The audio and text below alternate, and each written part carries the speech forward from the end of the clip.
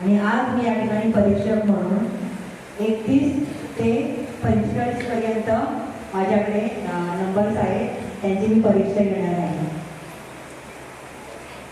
समझ में आया? 31 ते 45. 31 ते 45.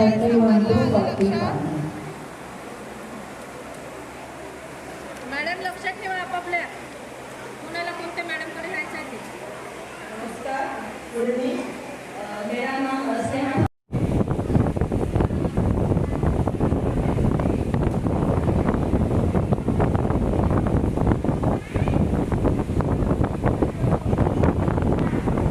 नाही